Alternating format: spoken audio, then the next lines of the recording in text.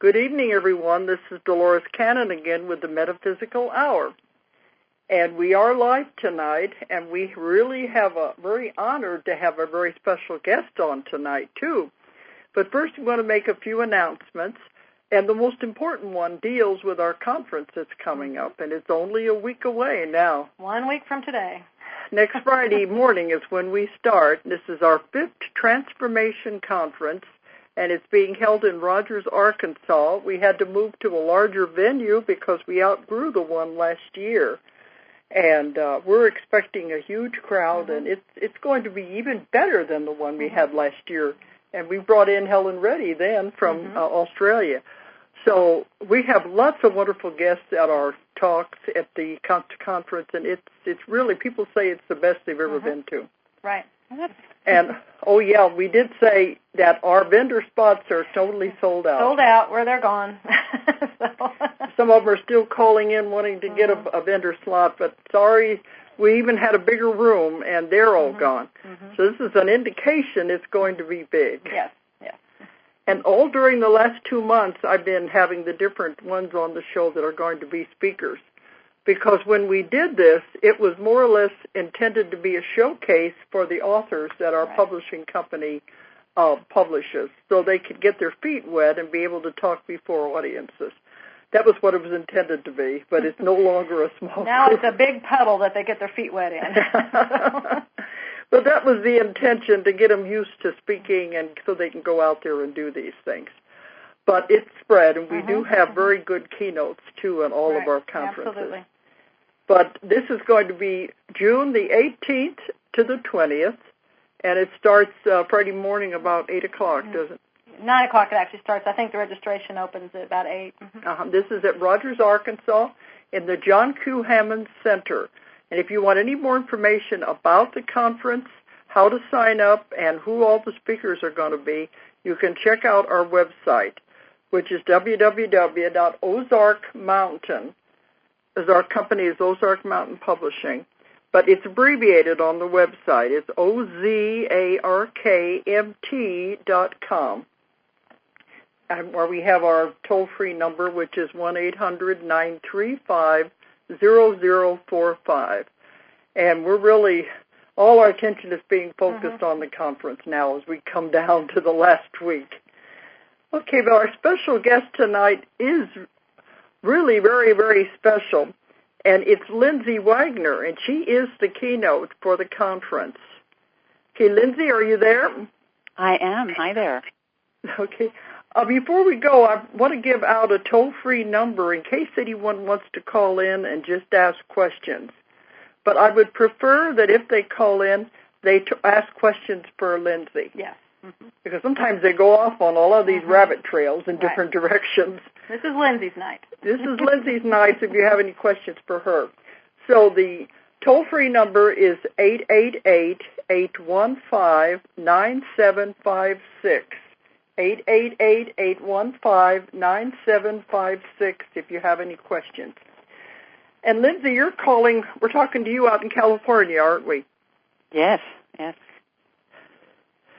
Okay. Well, I know you're going to be our keynote speaker, and we found out about you through our dear friend, Darren. And he's also a friend of yours, isn't he? That's right, yeah. I met Darren in He's California, the one who has put us all together, I think. Yes, I know. And then he ended up there, and then he brought me over, and he also is the one that brought us Helen Reddy, too. So he's a real go-getter out there. He certainly is, and a lovely, lovely person. Yes, he really is. Well, but Lindsay, everyone knows you as a movie star and a TV personality, but you're really now you're into a lot of different things that are going away from that, aren't you? You never really stopped making movies, but you're going into these other interests that a lot of people don't even know about. Right. They have been interests of mine since I was very young. It's been a lifetime of study, really. Well, that's what I wanted to get into, because I don't think people know that you have been in metaphysics a long time, haven't you? That's right, yeah. Do you want to tell us anything about that, how it all started? How you got interested? Well, it actually started when I had an illness, when I shortly before I was 20, and my boyfriend's mother was the personal secretary to Dr. William Hornaday, who was one of the co-founders of what was called the Science of Mind Church, which is now usually the churches are called Center for Spiritual Living. Uh-huh. And they actually helped me by way of the spiritual mind treatments, which is kind of like a combination of visualization and prayer and meditation, taught me how to work on my physical illness while exploring my emotional, psychological ways of thinking and feelings and things from the past, and taught me how that ties into our health, and that in fact we have more power than we realize over that whole syndrome. And so really they were my introduction to the body-mind-spirit integration for healing either the physical or the emotional. Mm-hmm. And I was able to avoid a surgery by way of the tutelage I went through with them. Uh-huh. And it was so dramatic that it was a real awakening for me.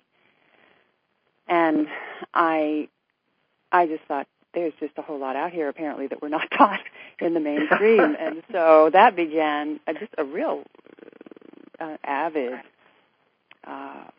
quest for more information. See, this is what I work with in my work, with the hypnosis, but I found that, we make ourselves sick, and we have to go and find the cause of the illness, and then once we find out why we did this to ourselves, then it'll be removed. So it's the same line of thinking, and I try to steer people away from the regular medicine and the doctors into the natural and the alternative, and I think that field is really growing. I do too. I do. And I'm not opposed to, part of that process was that I was in a very acute situation, and an MD who was also a Science of Mind practitioner, as well as an MD, was a part of my healing process, and he kept my acute situation at bay in a private hospital with certain drugs that could instantly help my critical situation. And so, to me, it is the appropriate use of the least toxic and the most helpful and least harmful or side effect as possible with the treatment. But sometimes the mainstream medical approach for certain things is wonderful for right now, but that isn't what heals. It's more that is what gives you the chance to go inside and find the healing from within, the true healing. Because you can get rid of symptoms with powerful drugs or surgery, but you didn't necessarily heal the source of that illness. And so that's how I see them all being wonderful, working together.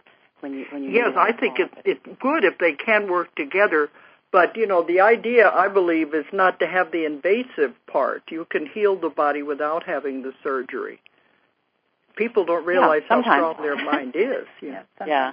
No, it's totally true. And I wouldn't make that a blanket statement to never. But, and also, because it also depends on where you are. I mean, if you've had a very conventional upbringing and you have a lot of beliefs in your belief system that make you terrified to go through a natural process because you have this deep belief that you have to have the surgery in order to survive. I don't care how good that natural process is. If your belief is that strong, you probably better have the surgery and then continue on with learning about that, because your own fear of it not working is going to become a self-fulfilling prophecy. So it's also relative to the individual how much of what we might call invasive is necessary. It's very relative. Because it is like the brainwashing. It is what we are taught as children and how we're raised, and where we're going to have that belief system. The mind is that powerful, the belief system that we go toward. Right. And but I know I have many clients that don't want to be healed. And if somebody that really believes they're sick and never going to get well, nobody can do anything for them. Right. Which is a belief system, Yeah. Yeah, go ahead. But I also think that there are techniques today that I teach in my workshops and that I'll be talking a bit about at the conference that even help loosen the hold that someone's belief that I have this and I always will. There are techniques, because all that is a concept in the mind.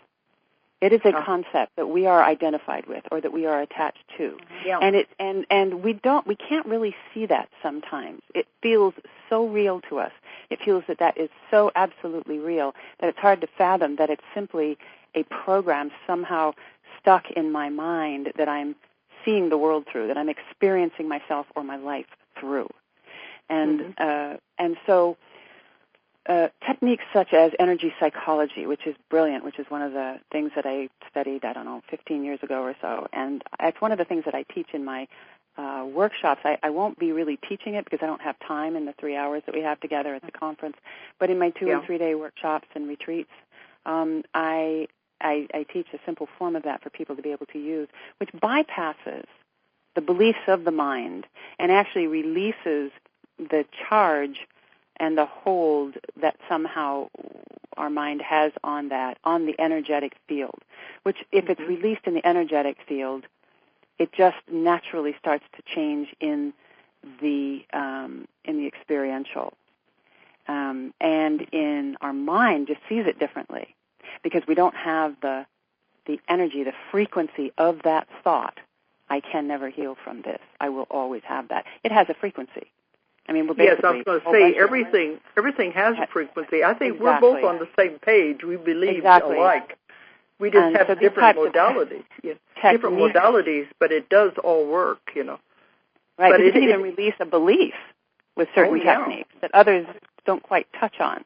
So you don't have to believe it, for example, when you go in to utilize energy psychology or EFT, emotional freedom technique. You don't have to believe it. If a practitioner, for example, observes that you have this belief that I really can't ever heal from this, and you believe it so strongly, you don't have to ask that person to change their mind. You can take them through a process which activates the acupuncture points while they actually think that thought, and it dislodges that thought from where it's anchored in the energy field. Because a thought can be a thought, but when it's anchored in our energy field, that's when the frequency dictates to us our experience or the way we choose to move forward.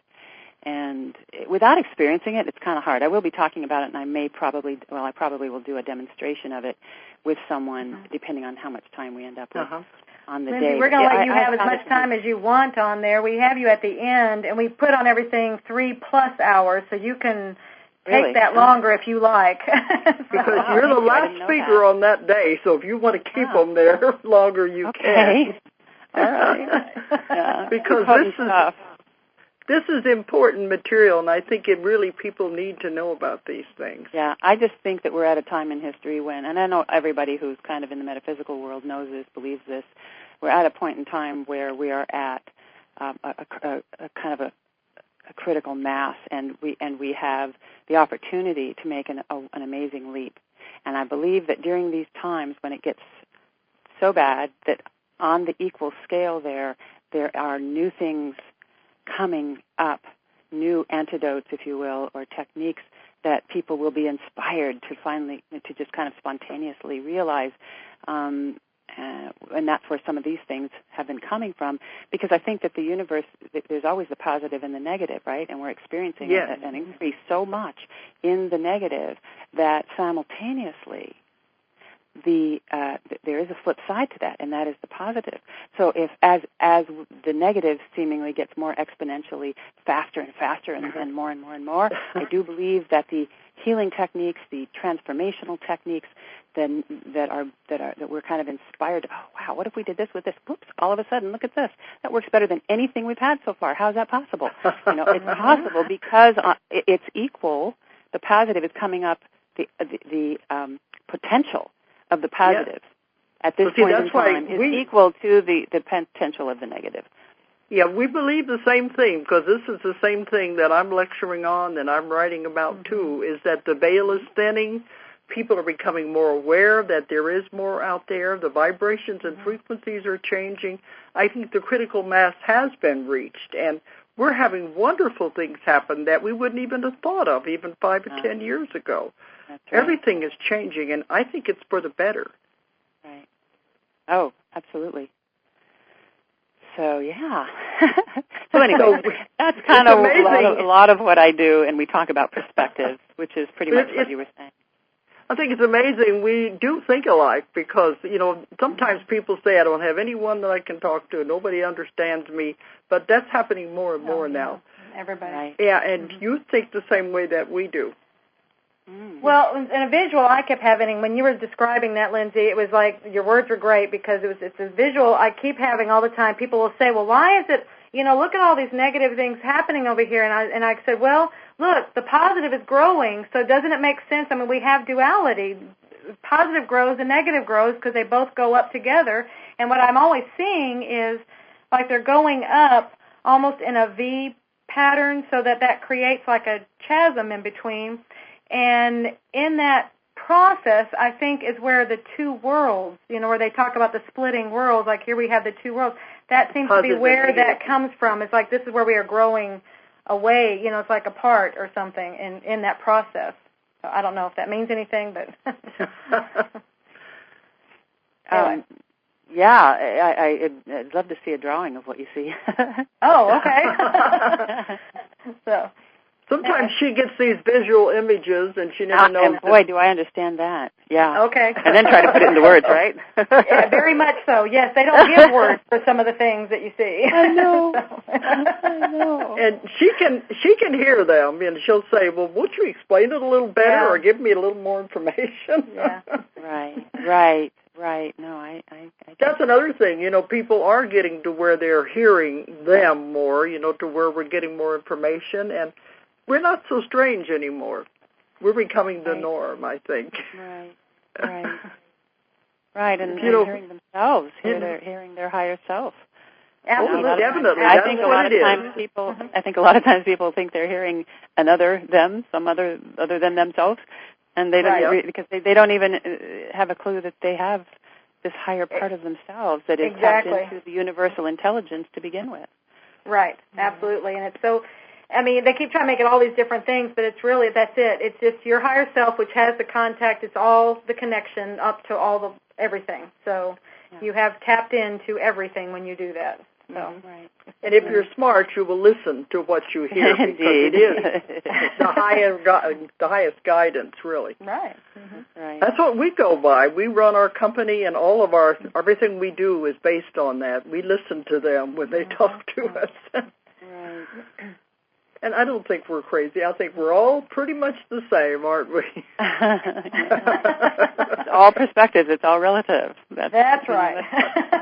That's the other thing that I focus on in my workshops is, the basic premise in all of my workshops or retreats, regardless of the length or if I'm working with special interest groups or if I'm working with public or an individual or whatever, it's all about how having an experience of and really viscerally getting that our experience of any life circumstance is a function of our perspective of it. That it isn't coming from out there. That thing did not come with this feeling. That this feeling is a function of what I'm already programmed with. And in response to that type of phenomenon.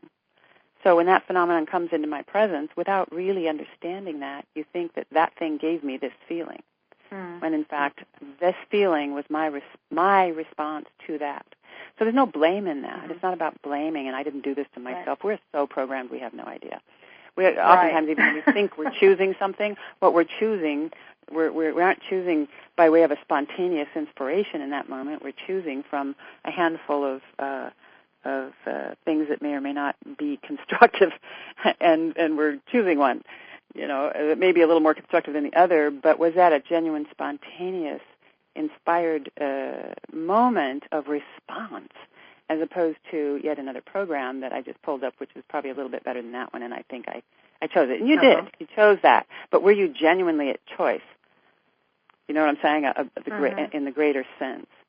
So, but in any case, the what we look at, what I kind of help people do is have an opportunity to kind of relax into being able to see how we are involved in that response or in that pain. And not to say that you are guilty of doing that to yourself, but involved and are responsible in the true origin of that word, which is response-able. We've turned the word responsible into blame. Yeah. And to me, they're very different words.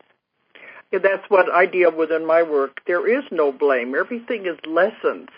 Right. You know, I would say, what did you learn from it? Yes, it was a bad experience, but did you learn anything from it? Right. If you learned even one thing, that was what it was for. But some people say they don't learn anything. Well, then this experience is wasted. But it's not about blame. It's about taking responsibility that here I did this. Okay, I'm not going to make this mistake again. And what did I learn from it? That's the way I operate in my work. Sometimes anyway. That takes time. Yeah, but sometimes it takes time. So if you can't see, I would encourage people who are listening to if you can't see what you got from it right there, just stay open to it. Ask the universe or God or Spirit or whatever your word is. Ask for clarity on what gift this experience has for me here, and because maybe it may happen again another time, and maybe there is a collection. You just don't know. So if we just stay willing and open, that is when the ahas can flow freely through, because maybe that's a part of a bigger matrix that you're about to learn. Maybe that incident, you can't see what or why, but know and have the faith that there's some gift inside that for you. And when you stay open to that, maybe it takes that and the thing that so-and-so said, and then this other happening, all three of those put together, and bingo, there it is. So don't block out if you don't see what it is for you right now in this incident. Just know that it's all here. Everything that comes up in our life is for the benefit of our spiritual growth. If we, and especially if we receive it that way, we'll move through it a lot faster. We'll find those gifts a lot faster. And if they don't see what they're supposed to learn, then they'll have to experience it again, because it's like a class in school. You have to take it over again till you finally learn the lesson. That's the analogies I usually give people. Right. It's just school. You can't jump from kindergarten to college. Right, and that is often true. That is often true. Or it may be a part of something bigger, is I guess what I was trying to say. Sometimes it is true that you'll have to do it again if you can't see it, or if you're not. But if you're willing, sometimes it takes a little while to see what that was. So don't get down on yourself if you can't see it right away and think, oh God, now I've got to go through that again, because you'll have to set that up just by your nature of thinking that. That's why it's staying willing. If you don't get too attached to the belief system that I have to experience that again because I didn't see any value in it. But when you're too close to it and you're in the middle of it, that's when it's the hardest to see what it's trying to show you. Exactly. Like a lot of times I've been told that you just start asking, what is it you want me to know? Because when we're talking about the higher self, you in coordination with your higher self set this up so you could learn from it. So, and that's just like, okay, what is it you want me to know? Like you're saying, help me have clarity with this. It's the same thing. Just what am I trying to see here? So, then trust whatever comes in. Right. Exactly. But I think you are right if talking about the critical mass. More and more people, if my clients are any indication, that they are becoming more aware that there is something more out there, and they are listening more to themselves, a lot more than they used to. Well, and if you notice TV, there actually are more things on TV, not just the shows, but there's even in odd shows, there'll be comments made about reincarnation or the universe, just odd things. It's like, again, little bitty crumbs being put out there like this is a normal word now. People are accepting. So it's just, so I think that's a way of, that to me, that just shows where we are. It just kind of shows where the mass is. So Right. Yeah, I always tell people, you can drop a few crumbs and see where people are. You don't have to give them the whole loaf because they're not going to take it. Just a few crumbs to see if they're going to be open to what you want to tell them, and then take it from there. Right. Well, when that beep comes, that means it's a caller. Are you okay with somebody calling in, Lindsay? Absolutely. Okay. All right. Is there a caller there? Yes. Dale from Florida. Dale again. Okay. Is this a question for... This is a regular caller. Okay. Do you have a question for Lindsay? Yes, I do. Okay. Hi, Lindsay. Huge Hi. crush on you ever since I was a kid. The anger. How do you address anger with knowing who and what you are now, and, as far as learning what we are and what we, as human beings, what we're progressing? I'm still having a difficult time with the anger. What is the systemic of? It's just, in general, just like anger at the fellow human beings, ones that refuse to wake up. Right. Is it an ego thing? Is it just an acceptance thing? I'm still struggling with it. I think it's all. I'm waking up more and more every day. It's just that I feel like I'm just so anxious or angry. Right.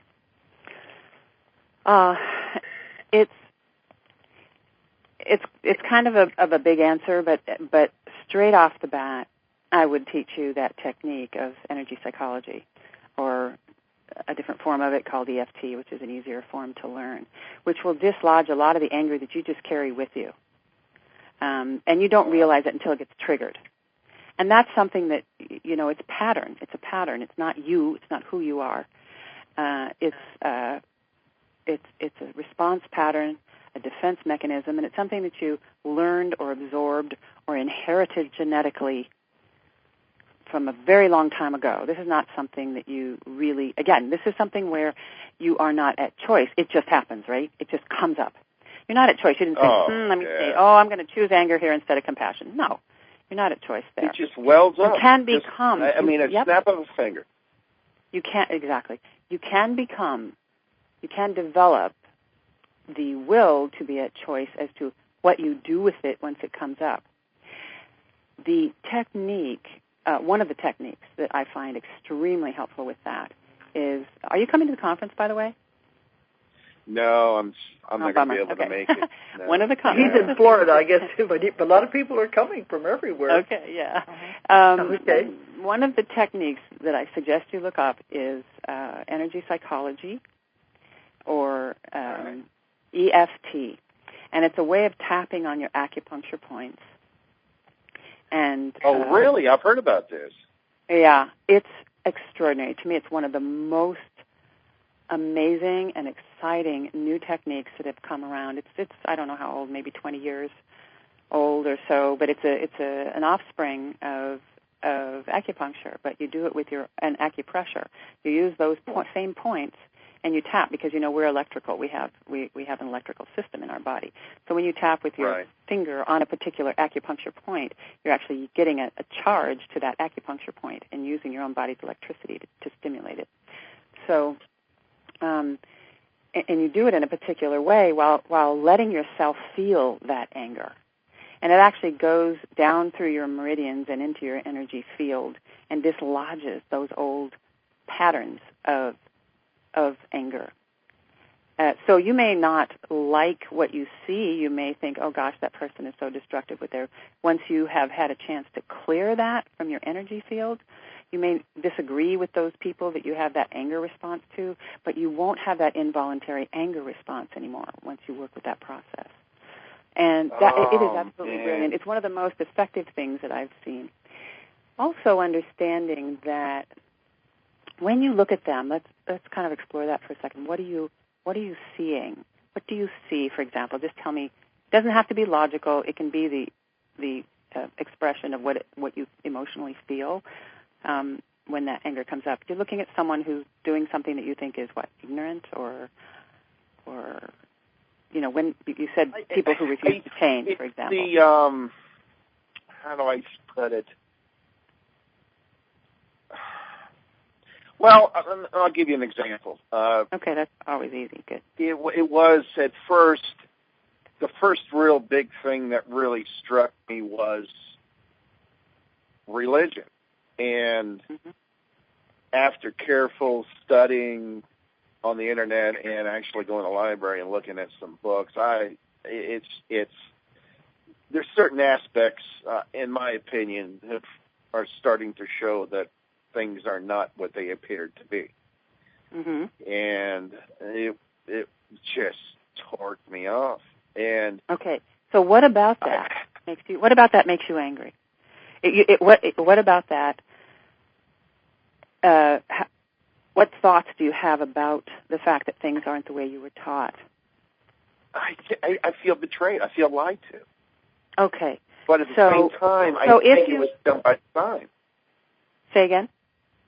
At the same time, I think, I'm not quite sure yet, but I believe it may have been done by the creators that seeded us here in order to give us something to find our balance, because, we came here as spiritual beings into the human form, and the way religion tells it, it's a whole different story. It's the whole Adam and Eve, yada yada yada yada. So it's my own personal belief. I feel like I've been betrayed, and I'm just so angry because my God. First of all, you're believing something that you don't know to be absolutely true. Aren't you? Yeah. You said, I think the creators put us here, blah blah blah. That's theory, is it not really for you, or have you sat down and really personally met the creators? They said this is what happened. You see what I'm getting at? It is a belief that you have right now, and I'm not saying it's right, and I'm not saying it's wrong. But I'm saying... Well, look, I'm 45 years old. I just got over the fact that Santa Claus wasn't real, and now they throw the whole religion thing. Now you're getting to the bottom of it. You see, that old wound of thinking that your parents lied to you is still there. Yeah, and once lied to me. Exactly. And when you feel... You got it, and that pain is still lodged in your energy field. So when you think about something as an adult, and you're exploring this idea of creators, which of course is a macrocosmic version of parents, is it not? That old wound and sense of betrayal gets projected onto this present day circumstance and exploration that your mind is wanting to go through, and so you're having that same response. So I would, as a practitioner, take you through a process that would release that sense of betrayal and anger with your parents from Santa Claus and just release that negativity from there. And what you would do is remember that incident without the pain. And then you could look at this present day and be more objective about what you're exploring, because you don't have that old wound presenting itself as a stencil between you and this present moment. Yeah. And from what I've learned, I have learned how to meditate. And I'm now, look, I feel like I'm a building still under construction. Now, I don't think I'll ever be complete until this life is done with me. But I have to go with the skills I know. And right now, I like what you say. And yes, I'm going to plug into it. The meditation has been working for me, but something kind of nice has been working. Before I go to bed every night, I throw my intentions out there of what I really want to work on. And son of a gun, it may not happen that night, overnight, but every morning now when I wake up, I really feel like I have had a work session or something, and my mind is just flooded. My memories just seem to be flooded with stuff that I've been working on in my dream state, and my gosh, this stuff is vivid. I've been writing this stuff down, and it's getting more and more like I'm letting loose of. I'm beginning to heal, I think is what I'm saying. But with what you're telling me, I'm plugging into this, and it's just that it's learning new skill sets for oneself. And you can even continue to deepen what you've been using, which is setting your intention, asking for the healing from the universe or the awakening or whatever, however you're asking for that, on this issue as well.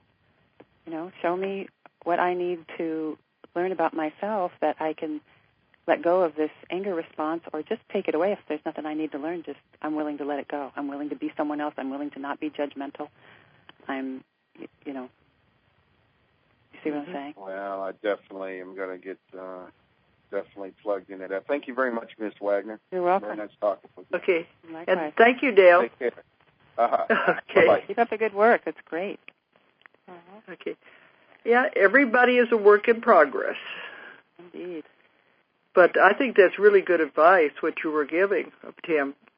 And it is, people do get stuck in their rut. They get stuck in a pattern, and they can't see beyond that. You can't see the forest for the trees and realize what they're doing to themselves, really. Right. Well, we also aren't necessarily always trained to understand that those are just thoughts. Those are just thought patterns. Those are programs. It's not who we are. But they feel so real that we then identify with that as who we are, or we identify with it that is real, inherently real. There's another caller. We were getting the calls tonight. Okay. But that's good. Mm-hmm. I think this has been helpful to other people listening also. Okay, let's see what this one wants, Lindsay. Hello, is there anybody there? Yes, there is. Okay. My name is Michael. Hi, Are you there? Michael. Hi. First of all, it's a pleasure to speak with you. I had no idea that you were this spiritual. And it's nice to know that there are other people out there. My question is, I keep asking for a sign to see what I'm supposed to be doing. I have a lot of healing energy. That's not what I do, but it's just a gift I have. Mm-hmm. And I'm wondering where I'm supposed to be. And I keep asking for a sign. They keep sending me pigeons. Literally, a pigeon came to my house and hung out. Did you check his legs? And he came back.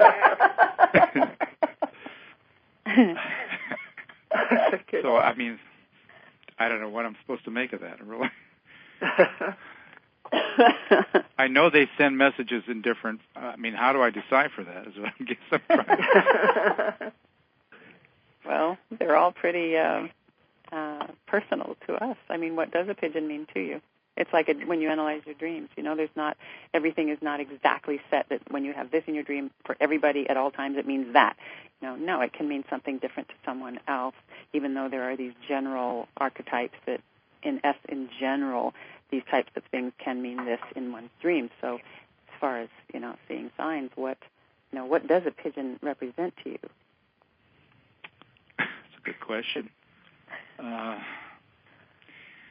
I don't know. I'm trying to intuit something into it. I don't know. He's flying with the wind. I don't know. I don't know. When you think of a pigeon, do you think of how we use that sometimes in reference to a sucker? He's a real pigeon. Or do you think of it as a messenger? Because as a messenger. Because actually, this little guy had something on his feet that showed that he belonged to someone, and I was able to read the phone number and called and I left them a message. Your pigeon's here, but I never got this. So they never called you back? No, they never called me back. Wow. Maybe I got the wrong, but it was kind of funny, wasn't it? Yeah. Well, maybe it came from another dimension. How long ago was that? It was about 3 weeks ago. Okay. Well, maybe he's just saying, hang in there. Okay. I just thought maybe you'd intuit something into that, or you knew some special meaning of the pigeon. No, but it's what it means to you.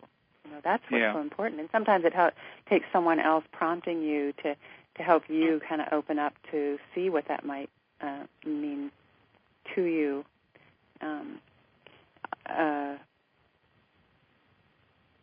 Did it come back ever again? Yes, it did. Mm-hmm. Came back several times. Same one. I fed him. I fed him, and I gave him water, and I thought, okay, that's the last I'll see of him. And there he comes. Maybe that's what you're supposed to do, is take care of pigeons. Animal sanctuary. I'm a pigeon person. Apparently the pigeon thinks so. Yeah. So, he came back. It could also mean that it's not going to come. What the answers are, because to me we have these big questions and we wait for that one big answer and really specific. Whereas to me, I have had to constantly remind myself that it is what I do day to day that's really the answer.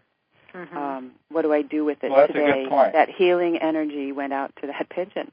And, in your heart, your giving of yourself, the giving of your heart, it wasn't to heal a person's wound, or to, you know what I'm saying? And yet you have that, because that is the same energy. For example, creative energy is the same energy that the Kundalini, it's what you use to act, to paint, to create a child, and the higher it goes in your chakras, goes more up into giving love, having intimacy. You have, it's all that same energy. It depends on what chakras start filling up, how it moves and where, at what chakra level we express it, and or into a very spiritual experience when that energy hits our higher chakras. My energy is such that I blow light bulbs out. Okay. And how is your day-to-day life as far as your responses to things? Do you find you have responses and things you'd like to change, or that belie your ultimate aspiration for your way of being? Well, it's kind of funny. People, because I have this energy, I don't have a shingle out or anything. It's just a gift. People cross my path that I think need fixing or something, and I offer it, and they take it, and I never see them again. And they get better. I'm not walking on water. I think I'm just kind of a spark plug, is what I think. Well, I think we all have that potential. I think we all have Absolutely. that potential, and some of us are more tapped into it than others, and some of us believe we don't have it, and somebody else does. But either we're all made from the same source with the same potential, and we uniquely express this versus that, and that one that versus this. We're all bringing all the potential in to this dimension, because we are kind of all one big organism anyway. Yeah. And we think of ourselves I as agree totally with you. separate. I think everybody has the gift. I just tuned into it. That's all. Right. So what is your dilemma? I don't hear what the problem is. Okay, the dilemma is, do I keep doing what I'm doing for a living, or do I go out and, become this? Well, what is your drive? What is your what you desire? What my desire? Do you hate and your job? Do you love your job? Do you? I like it, but I mean, it's. Why can't you do both? Well, that's what I'm kind of doing now. But I'm doing it kind of on the side, And do you feel dissatisfied with having that be your? No, I just the think right word, avocation, and your vocation being your job, how you make money. Believe me, I understand the dilemma. I'm not dissatisfied. I just think, am I supposed to be doing more? I only heal the people across my path. You know what I mean? Yeah, exactly. Should I be? I think you'll know that when the time comes that you're supposed to be doing something else. We get into that supposed to kind of thing. Yeah. And again, ask for clarity. I would ask for clarity if there's something that you could be doing right now, and I wouldn't should on myself, so I don't say should be doing, just say something else I could be doing or something more I could be doing that I'm not right now. Okay, I'll go with that. I would ask for that. And then see if you have a shift. And I'm willing to make whatever change is necessary. If I'll go with that. I like where I can better serve. It's the way the words that you expressed. I like that. Okay. Okay. I really appreciate your input. What's that? Then trust it if it feels right, too. Okay, exactly. You'll know. You trust it if it feels right for you to do. Okay. Well, I enjoy the program, and you have a nice evening. Thank you. Okay. Well, thank you, Michael. Thank you. I think these have been good advice, because we never know who's listening out there who might really have the same problems and the same questions. And this way we can share it with everyone. But Lindsay, I do want to get over into your work with the abused children. And they said that's a big thing with you, isn't it? Actually, I work with the. I work. Well, yes. Okay. Sorry, I just realized what you're talking about. You're talking about shifting gears a little bit here. Shifting gears. Okay. I've been the honorary chair of ICANN, which is the Interagency Council of Child Abuse and Neglect, for 20-some years. But I honestly do more work with the parents and the domestic violence, as far as directly working with them. I work more with that entity than I do with the children, helping that entity grow, and the facilitators and the people who work directly with the children have a stronger support system. Because it does go back to the parents. That's where the problem really begins. Right, and the work that I've done more directly is with domestic violence offenders. The men, for example, who have been convicted of battering their spouses or their children, and in helping the families, the wives or girlfriends or whatever, significant others, come back together with that person once they finish their incarceration period for the convicted offense. Because otherwise they go back into the same situation, so you have to help them to change their attitude, I guess. Exactly, and redefine themselves, recontextualize, to wrap your mind around the fact that these things that you feel and think, and the way you see yourself and the way that you see others, are all concepts that are in our file cabinet. And they can be changed or cleaned or turned around the other way because they're backwards, and the same kind of wounds, that, for example, the same types of things, not the same thing, but in the same vein as we were talking originally to Dale, was it? The anger. Having that old feeling, that comes from way back. That really doesn't have to do with the present.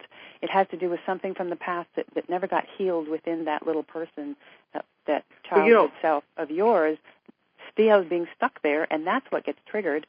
And it seems so real here and now that you have to stop that person from making you feel that way because you think that that's where it came from.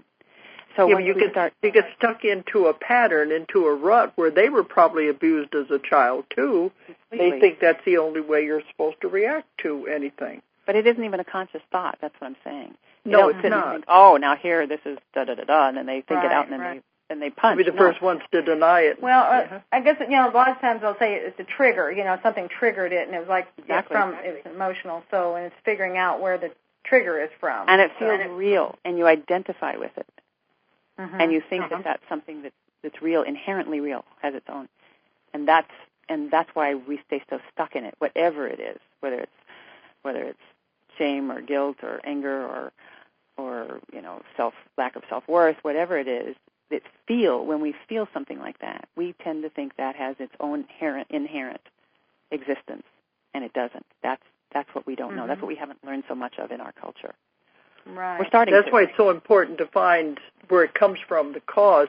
I have clients who are there maybe in their 60s and 70s and still haven't let go of something that happened to them when they were a little child. And I said, most of the characters in the story have died. I said, why are you still holding on to this? Right. Because you've got to let it go. It's not hurting them, it's only hurting the person. Right. That's where I try to talk to them about. Why hang on most of your life and make your life miserable over something that should have been let go decades ago? Yeah, but sometimes it's just so hard. That's why I love the energy psychology work. Because you don't have to do any work on it other than follow the pattern that you might need to tap on it, and it's just extraordinary. I can't. So you don't actually have to find out where and when it happened or where it came from. You just you don't have to understand anything. That's the beauty of it. I feel we don't have time anymore to figure out. No, that's true. Well, a lot of this stuff is so buried they can't find it anyway. They've forgotten about it. All they know is they're angry and they don't know where it came from. And a lot of it is. a lot of it came from intrauterine, the experiences. That it could be, yes, it could be. So you're never going to figure that one out. Not to mention the genetic coding that we inherited. Mm-hmm. Yeah. That's why it isn't. These new techniques are so brilliant because we have to get into that energy field and just dislodge the emotion of it. And then we won't have that response. We'll have maybe the thought or the memory, but we won't feel that anymore. And that's what I'm so excited about, the types of techniques that I was so excited about it when I experienced it for myself on something I'd been working on for years, knew it inside and out, even knew where it came from.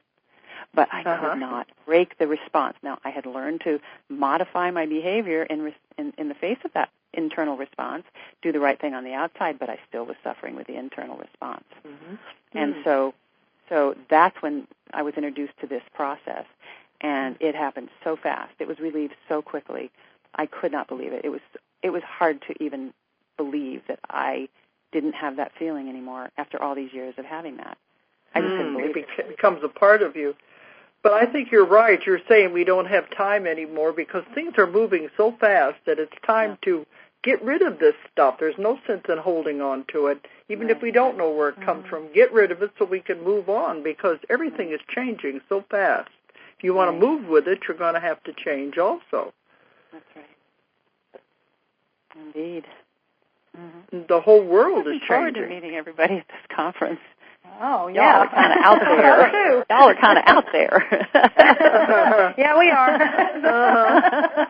But in this little town where we live, we can't discuss any of this stuff. That's why one reason we have... I think there's a few people in town that... Very few. But, with the company, we publish these kind of books, and then we have the conference. So we have people out there. And then when I travel, I run into so many. But it's always good to have find somebody that you have something in common with. And I think we're on the same page. Yeah, exactly. So is that the town that you live in where the conference is going to be? No. No. Is that the town we live in? Is that where the conference is? No. It's in the next city because the town we live in has about 2,000 people. Okay. And I like it because it's my refuge. I can come back here and recharge my batteries after I'm traveling, and nobody here knows what I do. They don't We're care. out in the middle of the country, out in the boonies, on top of a mountain, and so it's just quiet. The conference is over in the city. It's really right by the home of Walmart. Their headquarters is over there. Okay. So you won't have to worry about that kind of an attitude. And everybody at our conference comes from all over the world, and we are all one of like mind. Yeah, because it's wonderful. It's the same thing. They all want to find people they can talk to and relate to in the same way. Mm-hmm. Right. Okay. Well, we're coming up to the top of the hour. It sure went fast. Yeah. But, Lindsay, if people want to contact you, do you have a way for them to do that? Yeah, that would be LindsayWagner.com or LindsayWagnerInternational.com. The international website is all about my workshops and retreats. And also, I made a meditation CD. It's called Open to Oneness, and it even has its own little website, OpenToOneness.com. But you can also... Oh, that's sweet. That was very nice of you. Okay. Well, you're going to have these. You're going to have the CDs for sale too at the conference, aren't you? Yes, I am. Do that. And probably bring your books too, aren't you? The cookbooks, the vegetarian cookbooks, I'll bring. Yeah. Okay. Because these people are always all interested in the same thing, anyway. Yeah. Sure. But if anybody wants to get a hold of you, it's LindsayWagner.com, all one word, or LindsayWagnerInternational.com. Or the other one was, what was the name of the CDs? What was the CD's website? Open to Oneness. Open to Oneness. Okay. Yeah, or you can just click on the store in either one of those other websites. Click on the store and you'll see the CD right there, and then you can go to the CD website. Okay. Through it. Yeah. All right. But anyway, Lindsay, at the conference, that's why we put you as the last speaker on Sunday. Saturday. Don't get the names mixed up here. That shows you how mixed up we are. We're in the middle of all this. Okay, but Saturday, we put you as the last speaker, so you can go as long as you want. All right, you're in trouble now. As as long as the people want to sit there and listen, as long as you hold out, anyway. Okay. Because they said you're used to going 5 hours. Yeah. But if you want to include that what you was talking about with the right. If you want to include that in it, there probably should be plenty of time then if you want to do it. Yeah, it's your arena. You get to do what you want. So. All right. I think it sounds very valuable. It would help a lot of people. Oh, absolutely. Yeah. I think it's phenomenal. It sounds, I'm really interested to see what you've got going. So. And we'll be doing the Oneness Meditation also. Yeah. Julie said she's heard of the Oneness Meditation, but not experienced it. You want to mention anything about that?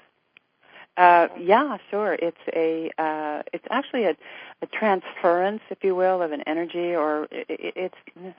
Sometimes I don't like to use the word transfer because it sounds like I'm giving you something that you don't already have. But I see it more as a fanning of the potential that we all have to experience oneness, and it's something that I went through training in India. At the Oneness, what they call the Oneness University. Some people would call it an ashram, but it's not intended to be a spiritual path. It is a spiritual experience and technique that once you have a great deal of experience with it and opening the channels of this experience of oneness, where it kind of calms down the parietal lobe activity and activates other parts of the brain, it recalibrates the frequencies of the chakras to hold a more steady frequency, if you will, of the experience of oneness, meaning that we can feel our connectedness. When you feel your connectedness to the whole of the creation, you inevitably feel a lot more calm. And all right, I work a lot and less fear. Yeah. And so and then at the same time, because it doesn't mean a lot of people get it confused with sameness. It's not. Oneness is the experience of our inherent connectedness, and while perceiving our individuality, and it's such a piece that comes with that, and it's instantaneous. It's really trippy. This is another one of the newer things that's come about in the last 50 years that is a unique phenomenon that's really potent. And those two things right there, the oneness meditation and the EFT, energy psychology, are what actually motivated me to start doing public programs, because it was so powerful for me. I thought people really need to know about this, and that's how I did it. So I think at your talk, if people come, they're going to really experience a lot. I think you're going to have a lot to share with people. So it's going to be wonderful. Yeah, it's not about more information. We all got tons of information. If we can have an experience together, to me, that's what brings about transformation, is the experience of it. Absolutely. Well, we're at the top of the hour. We've got to sign off, or Don is going to pull the plug on us after this video. But we're really looking forward to meeting you next week. Thank you. Me too, Dolores. Thank you, Julie. Thank you. This has been wonderful, Lindsay. So anyone who wants to come to the conference, check out our website for more details, ozarkmountain.com, OZARKMT.com, or call the office at 1-800-935-0045. So thanks for coming on tonight, Lindsay. Thank you for having me. Okay, and we'll see you next week. All righty. So good night, everybody, and thanks for listening. Good night. Good night. If you enjoyed the show, check out more of our other videos and be sure to subscribe and click the like button. Thank you for listening to the Metaphysical Hour with Dolores Cannon.